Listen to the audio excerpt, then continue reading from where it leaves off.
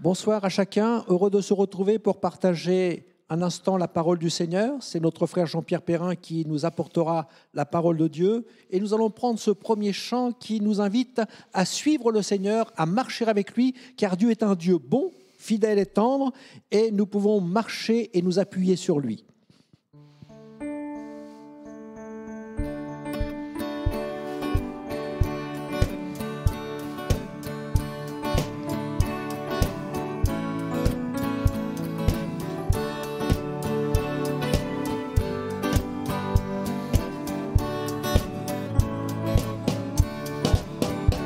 Je suivrai mon Seigneur et mon Maître, sans jamais m'éloigner de ses pas, sans que rien ici-bas ne m'arrête, et sans rien que le chant de sa voix.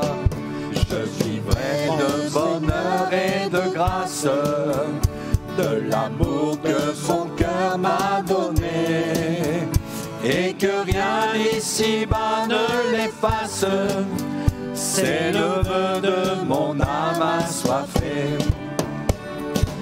Un seul instant auprès de toi vaut bien les heures et la route. Tout pour autant que ce soit toi qui m'accompagne au parvis de ta joie. Je suivrai mon Seigneur et mon Maître, sans jamais m'éloigner de ses pas, sans que rien ici-bas ne m'arrête, et sans rien que le chant de sa voix. Je vivrai de bonheur et de grâce, de l'amour que son cœur m'a donné, et que rien ici-bas ne l'efface. C'est le vœu de mon âme assoiffée. Un seul instant auprès de toi vaut bien les heures et la route.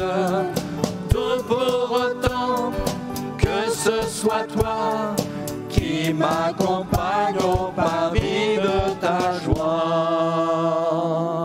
Je suivrai mon Seigneur et mon Maître, sans jamais m'éloigner de ses pas, et sans rien ici-bas ne m'arrête, et sans rien que le chant de sa voix, et sans rien que le chant de sa voix, et sans rien que le chant de sa voix.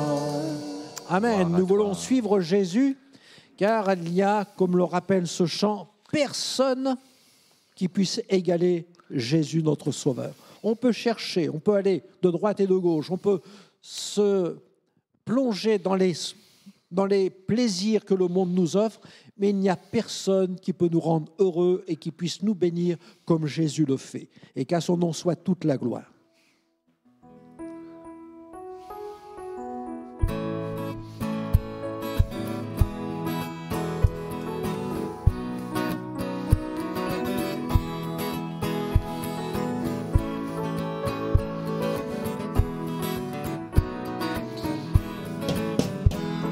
Il n'y a vraiment personne comme Jésus. Il n'y a vraiment personne comme Jésus. Il n'y a vraiment personne comme Jésus. Il n'y a vraiment personne comme lui. J'ai cherché, cherché, personne, personne. J'ai cherché, cherché, personne, personne. J'ai cherché, cherché, personne, personne. Il n'y a vraiment personne comme lui. Il n'y a vraiment personne comme Jésus. Il n'y a vraiment personne comme Jésus. Il n'y a vraiment personne comme Jésus. Il n'y a vraiment personne comme lui. J'ai marché, j'ai marché, marché. Personne, personne. J'ai marché, marché. Personne, personne. j'ai marché, marché. Personne, personne, il n'y a vraiment personne comme lui. Il n'y a vraiment personne comme Jésus.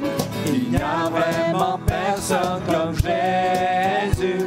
Il n'y a vraiment personne comme Jésus. Il n'y a vraiment personne comme lui. J'ai fouillé, fouillé. Personne, personne, j'ai fouillé, fouillé. Personne, personne, j'ai fouillé, fouillé. Personne, personne, il n'y a vraiment personne comme lui. Il n'y a vraiment personne comme Jésus. Il n'y a vraiment personne comme Jésus. Il n'y a vraiment personne comme Jésus. Il n'y a vraiment personne comme lui. Il n'y a personne qui soit égal à Jésus. Le Seigneur est celui qui est au-dessus de toutes choses. Il est celui qui est venu dans ce monde pour nous sauver, pour donner sa vie. Il a donné sa vie à la croix du Calvaire pour le salut de nos âmes. Et Jésus est celui qui, aujourd'hui encore, peut faire de grandes choses pour chacun de nous. Et ce chant nous dit, il est au-dessus des puissances. Il est au-dessus des rois de la terre. Jésus est plus grand que tout. Il est au-dessus de tout. Il est celui qui tend ses mains encore aujourd'hui pour sauver, pour secourir, pour bénir et pour vous accorder sa grâce.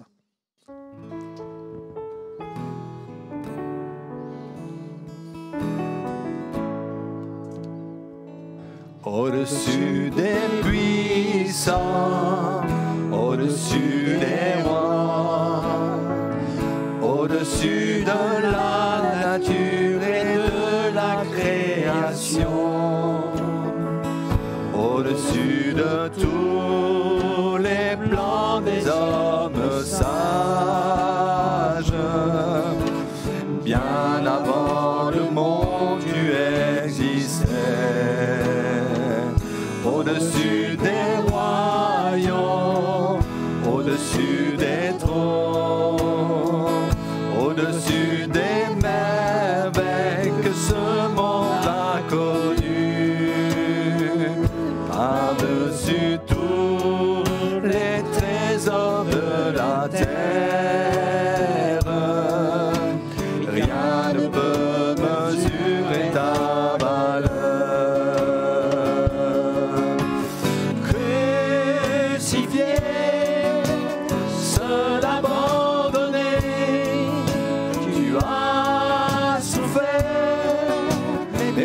Et rejeté tel une rose foulée sous nos pieds. Tu m'as sauvé, tu m'as aimé par-dessus tout.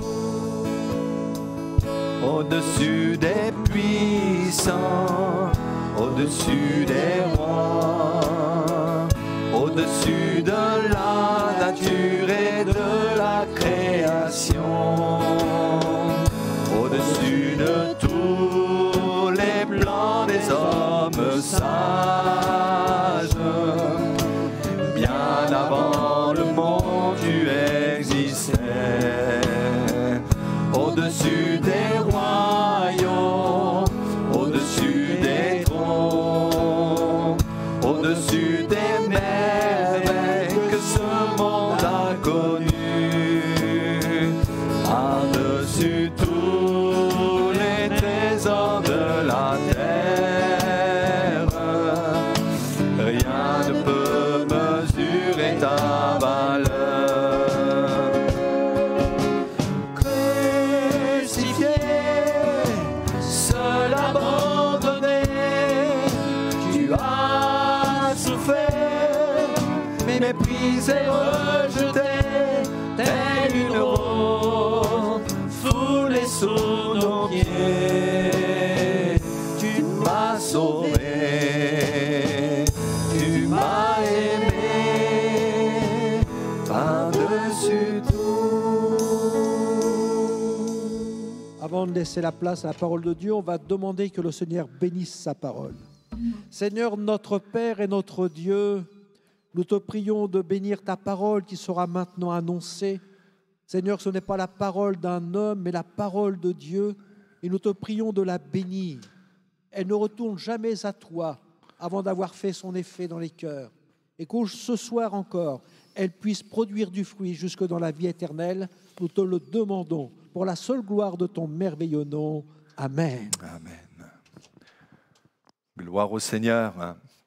Voilà, heureux de pouvoir partager avec vous la parole de Dieu. Et j'aimerais lire un passage qui se trouve dans l'Ancien Testament, première partie de la Bible, le 2e livre des Rois, au chapitre 6 et au verset 1er. Voici ce qui est écrit. Les fils des prophètes dirent à Élisée, « Voici le lieu où nous sommes assis devant toi est trop étroit pour nous.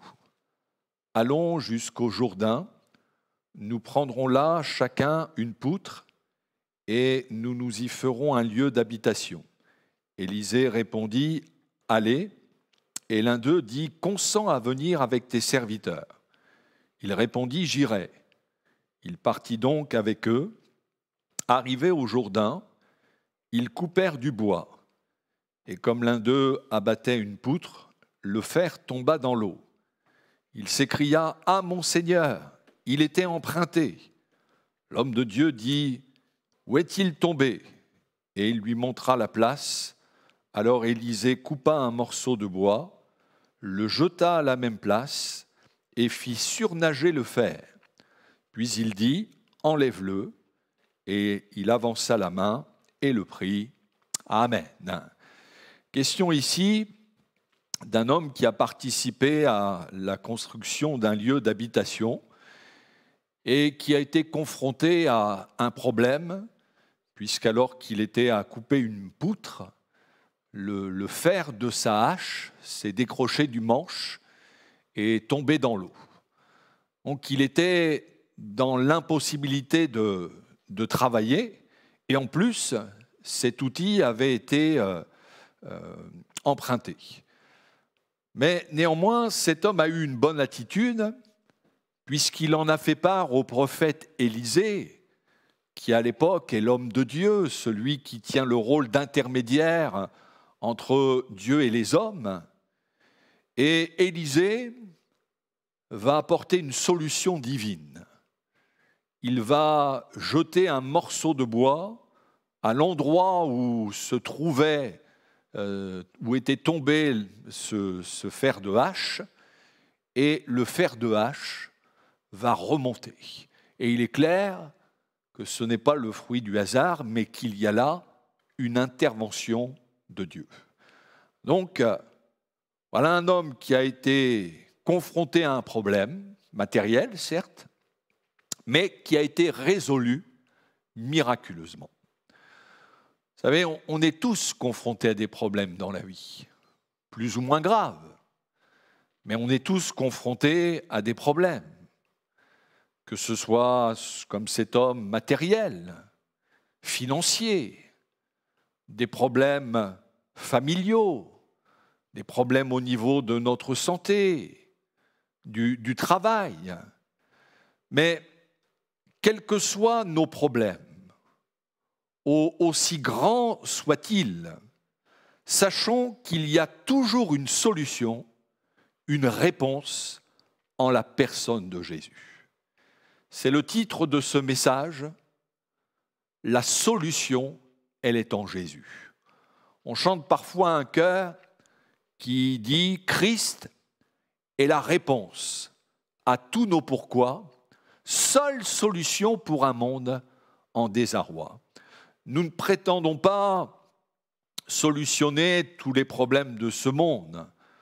Le monde va mal et malheureusement, ça n'ira pas en s'améliorant.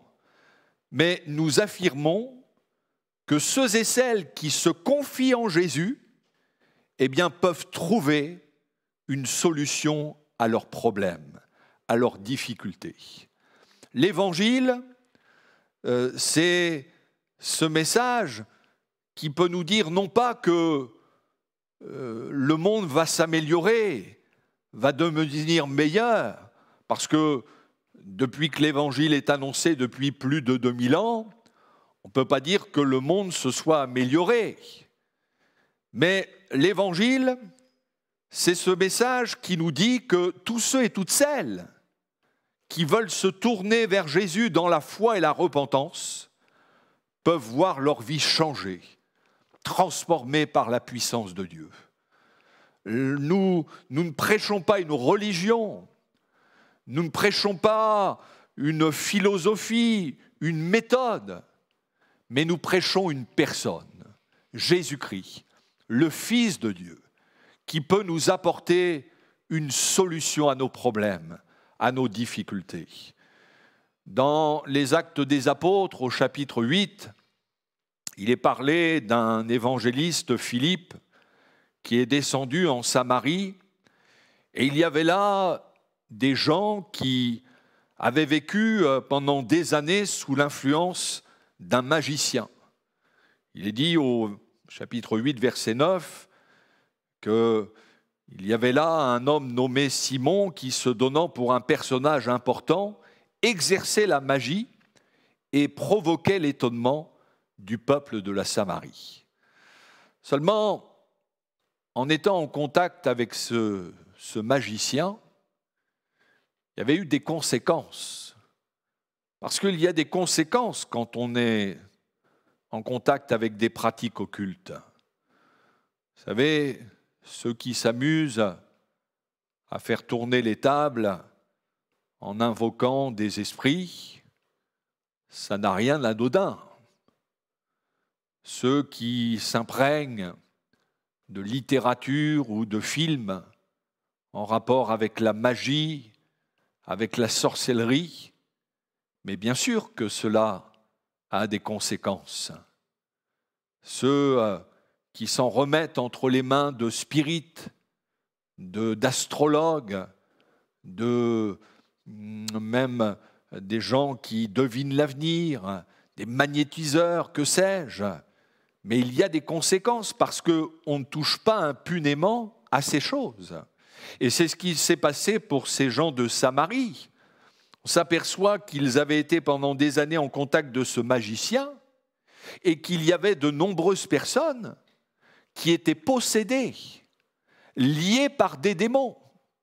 Et encore aujourd'hui, il y a des gens qui sont sous l'emprise de ténèbres et qui peuvent les amener très bas, les faire sombrer dans un profond mal-être, même des enfants. Et face à de telles situations, il n'y a pas de solution humaine. La médecine ne peut rien contre un cas de possession ou quelqu'un qui est victime de puissance de ténèbres. Le seul qui a une solution, c'est Jésus. La Bible nous dit que le Fils de Dieu a paru pour détruire les œuvres du diable.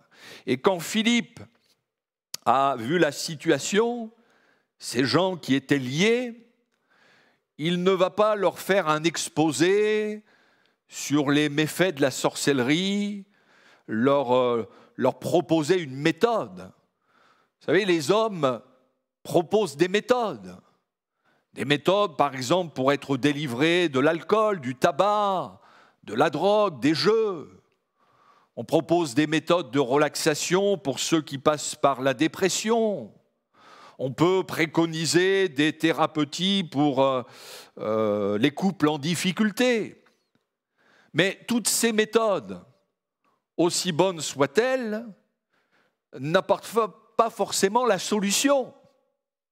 Alors que Jésus, lui, est la véritable solution. Et Philippe ne s'est pas contenté d'apporter une méthode, mais il va apporter à ces gens la solution en leur prêchant le Christ. La Bible nous dit que Philippe, étant descendu dans la ville de Samarie, y prêcha le Christ. C'est ça la solution. Et prêcher le Christ, c'est parler de Jésus, de celui qui par amour pour nous a donné sa vie sur la croix, qui est ressuscité le troisième jour, qui est vivant encore aujourd'hui. Prêcher le Christ, c'est parler de la victoire que Jésus a accomplie à la croix, où il a triomphé du péché, de la maladie, des puissances de ténèbres. Et cette victoire qui peut être la nôtre, le Seigneur est capable encore aujourd'hui de libérer ceux qui sont sous l'emprise de ténèbres, de guérir également les malades, tous ceux qui veulent croire au sacrifice de Jésus. C'est ça, prêcher le Christ. Et c'est ce qu'a fait Philippe en Samarie, et les résultats n'ont pas tardé, puisque ceux qui avaient été victimes de possession ont été délivrés, les malades ont été guéris, des vies ont été changées. C'est ça le message de l'Évangile. Voyez-vous, Simon le magicien, avec ses actes de magie, avait peut-être étonné ces gens, mais ils n'avaient pas changé leur vie, bien au contraire. Mais Philippe, en prêchant le Christ, il leur a apporté la solution. Dans le nom de Jésus, ceux qui étaient liés ont été délivrés, ceux qui étaient malades ont été guéris. C'est ça la puissance de l'Évangile. Vous savez, le monde, avec ses artifices, peut nous étonner, mais il n'y a que Jésus qui peut nous transformer. Et c'est ce nom-là que nous voulons encore annoncer en ces instants, parce que c'est en lui que nous pouvons trouver la réponse à toutes nos difficultés, à tous nos problèmes, à toutes nos interrogations. La solution, elle est en Jésus pour tous ceux qui sont dans la détresse. Jésus a toujours une solution, même quand les hommes sont dépassés, qu'ils ne savent plus quoi faire. Un jour, Jésus a vu une foule venir à lui, et ces gens venaient pour l'écouter. Seulement, ils n'avaient pas mangé de la journée, et le lieu était désert.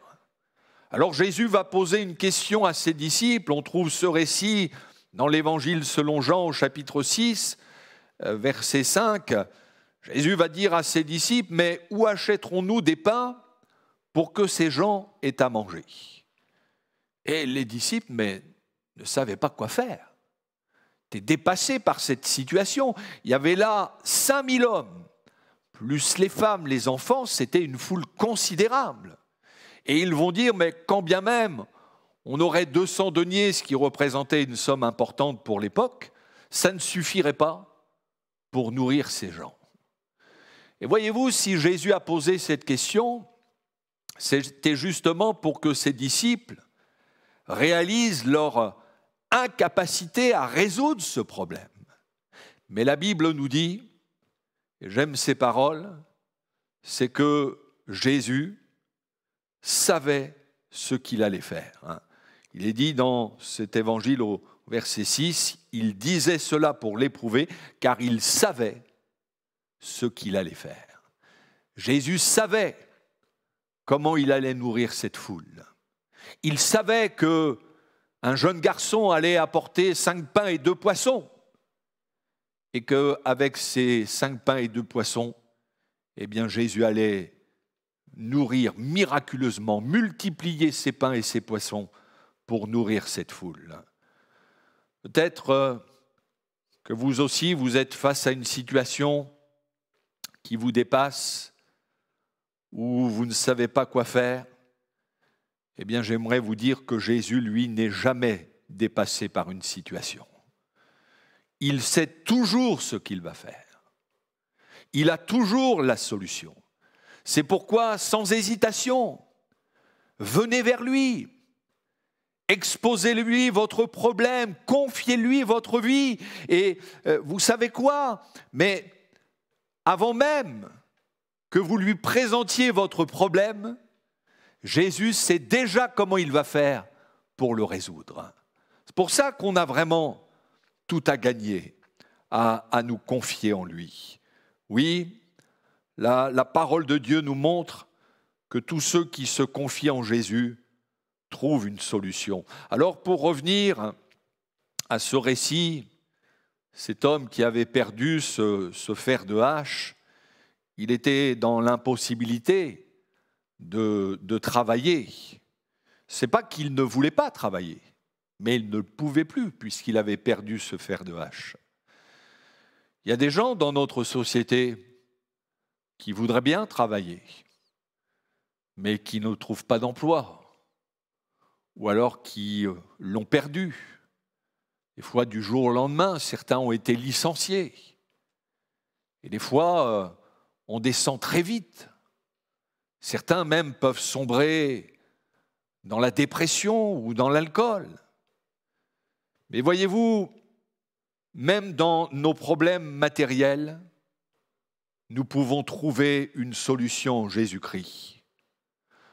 Il y a de nombreux témoignages de personnes qui, après la prière, ont trouvé un travail. Le Seigneur leur a ouvert une porte. Alors, je ne dis pas ça pour que vous veniez au Seigneur simplement par intérêt. Jésus dit, cherchez d'abord, premièrement, le royaume de Dieu et sa justice. Et toutes choses vous seront données par-dessus. Si nous mettons le Seigneur en premier, si nous lui confions notre vie, lui est capable de pourvoir à nos besoins. Alors, quand on voit cet incident, ce fer de hache qui a remonté à la surface, mais miraculeusement, on se dit quand même, ce miracle qui est en rapport avec des choses matérielles, ça peut sembler dérisoire par rapport à d'autres miracles dont la parole de Dieu nous rapporte, où des malades ou des infirmes ont été guéris, des morts qui sont ressuscités. Mais vous savez, si ce récit nous est rapporté, c'est pour nous montrer que dans les moindres détails, le Seigneur veut agir en notre faveur. Oui, il peut intervenir dans nos plus grandes difficultés, mais il peut aussi intervenir dans nos maux les plus infimes, de telle sorte que dans les petites comme dans les grandes choses, nous pouvons à tout instant expérimenter sa grâce. Parfois, on hésite à apporter certains problèmes en disant « Oh, le Seigneur ne peut pas s'occuper de cela ». Mais si, il s'intéresse à toute notre vie. Et il sait que des fois même des petites choses peuvent nous miner, empoisonner notre existence et nous ravir notre paix intérieure. C'est l'apôtre Pierre, dans sa première épître au chapitre 5 et au verset 6, qui nous dit « Humiliez-vous donc sous la puissante main de Dieu, afin qu'il vous élève au temps convenable, et déchargez-vous sur lui de tous vos soucis, car lui-même prend soin de vous. » Déchargez-vous sur lui de tous vos soucis. Donc, ce n'est pas une liste limitée, en disant il y a certains soucis dont le Seigneur ne s'occupe pas. Mais si, il s'intéresse à toute notre vie. Ce peut être un souci d'argent, des difficultés à terminer le mois, peut-être un souci de santé, de sommeil, on fait des insomnies, de poids, un souci au niveau du travail, la pression qu'on peut subir dans son travail, peut-être même des choses en rapport avec des choses matérielles, notre voiture, notre maison, mais des choses qui finissent par nous miner. Mais même ces choses-là, rien ne peut manquer d'intérêt pour le Seigneur. Alors libre à nous et de continuer à nous miner, ou alors de choisir de vivre l'Évangile. Et l'apôtre Pierre nous dit, d'abord, humiliez-vous sous la main puissante de Dieu. C'est-à-dire, reconnaissez que ce que vous ne pouvez pas, eh bien, lui, Jésus, peut le faire. Et puis, déchargez-vous sur lui. C'est-à-dire, cessez de vous rendre malade avec cette affaire, avec ce problème. Déliez vos pensées, de ce souci qui vous tient captif, là, par la foi. Déchargez-vous sur le Seigneur. Et reconnaissez, confessez de votre bouche que ces soucis, même qui peuvent être si terre à terre, eh bien, néanmoins, ont leur solution au ciel. Parce que le secours nous vient d'en haut. Le Seigneur peut intervenir de différents moyens, peut même se servir d'un canal humain, mais il n'empêche que la solution, elle vient d'en haut. Et pour revenir à ce récit que nous avons lu, le prophète va demander à l'homme qui avait perdu ce fer de hache de lui indiquer l'endroit. Où est-il tombé ? Et il est dit, il lui montra la place. C'est important qu'on soit vrai devant le Seigneur. Oui, le Seigneur sait exactement ce qui nous pèse, mais il attend que nous-mêmes nous lui disions. Dis, Seigneur, voilà mon problème, voilà mon souci, voilà mon péché, voilà ce qui me rend malheureux, mon orgueil, voilà cette convoitise qui me tient. Seigneur, par moi-même, je ne peux pas solutionner ce problème. Je ne peux pas changer mon cœur. Je ne peux pas me sauver par moi-même. Mais je t'apporte ma vie. Oui, Seigneur attend de nous une démarche vraie, sincère. Et après qu'il ait montré l'endroit, le prophète va apporter la solution. Il va jeter un morceau de bois à l'endroit où était tombé le fer, et il va remonter à la surface. Et il est clair que ce n'est pas le bois qui avait un pouvoir pour aimanter ce fer de hache. Donc il y a là un miracle. Et ce bois qui a été jeté symbolise en fin de compte l'œuvre de la croix, là où Jésus a donné sa vie pour nous. Et c'est étonnant, mais la croix, qui était pourtant un supplice terrible, eh bien c'est par ce moyen que Dieu veut nous attirer à lui.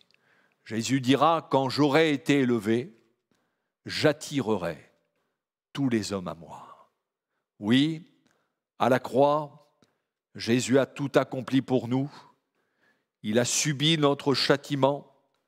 Il a pris nos péchés, nos maladies, nos infirmités, nos fardeaux, tous nos soucis, nos angoisses, tous nos problèmes, les moindres problèmes. Et c'est justement dans un acte de foi, en allant au pied de la croix, en nous repentant, en reconnaissant Jésus comme notre Sauveur, que là, nous pouvons obtenir la victoire. Oui, Jésus, c'est la solution à tous nos problèmes.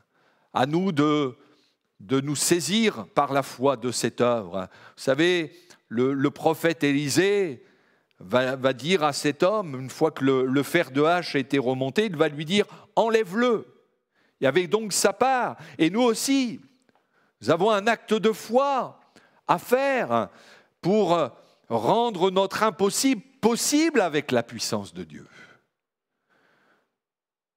Vous savez, on peut, vos problèmes, vos souffrances, en tant que, oui, on peut vous comprendre, on peut essayer de compatir à vos difficultés, mais humainement parlant, rien ne dit qu'on peut vous apporter la solution.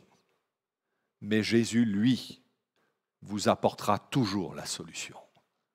Alors venez à lui, venez avec foi, confiez-vous en lui. Dites-lui, Seigneur, par moi-même, je ne peux pas me sauver, mais je veux croire qu'à la croix, tu as tout accompli pour me sauver. Ce que les hommes ne peuvent pas faire, Jésus le fait. À lui soit toute la gloire. Recueillons-nous et prions.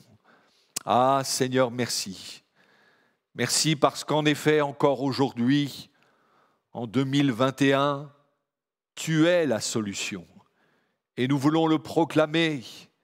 Seigneur, pour ceux et celles qui écoutent ce message ou qui l'écouteront, eh bien, je prie pour qu'ils réalisent que tu portes de l'intérêt à chacun, à chacune de nos vies, Seigneur, et que tu es attentionné aux moindres problèmes de nos vies, et que tu nous invites, oui, à nous décharger sur toi, à te faire part de toutes nos difficultés. Seigneur, je crois que tu es la solution pour le pécheur. Tu es celui qui peut le sauver, le délivrer. Tu es la solution pour celui ou celle qui passe par la dépression, pour celui qui traverse la maladie, pour celui même qui est lié par des puissances. Ah, nous croyons qu'encore aujourd'hui tu délivres. Merci de bénir ta parole, Seigneur, et que nos amis qui l'entendent puissent vraiment réaliser que tu es la solution à leur vie. À toi toute la gloire, Jésus. Amen. Gloire à toi, Seigneur. Que Dieu soit béni pour sa parole. Dieu est un Dieu tout-puissant qui est là encore aujourd'hui pour répondre à vos besoins et manifester sa grande puissance en vous secourant, en vous délivrant, en vous bénissant.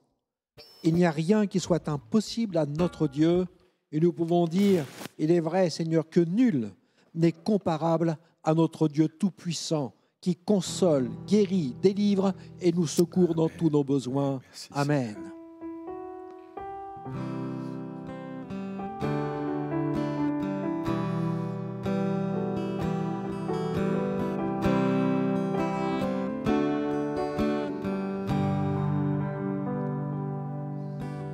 Nul n'est comme toi, Dieu puissant et éternel.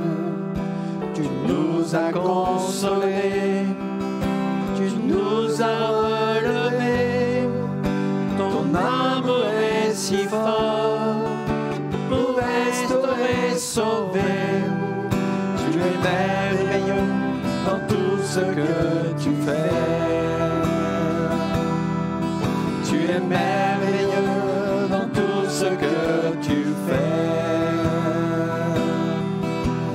Nul n'est comme toi, un père et un ami, si tendre et si patient, tu corriges et conduis, toujours à nos côtés, toujours pour nous aider. Tu es merveilleux dans tout ce que tu fais. Tu es merveilleux dans tout ce que tu fais.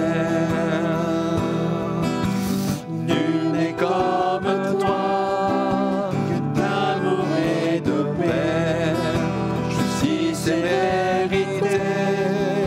En toi tout est parfait, lumière et sainteté, splendeur et majesté. Tu es merveilleux dans tout ce que tu fais. Tu es merveilleux dans tout ce que tu fais. Tu es merveilleux dans tout ce que tu es. Mon Père et mon Sauveur, mon ami, mon Seigneur. Tu es merveilleux dans tout ce que tu es. Tu es merveilleux dans tout ce que tu es.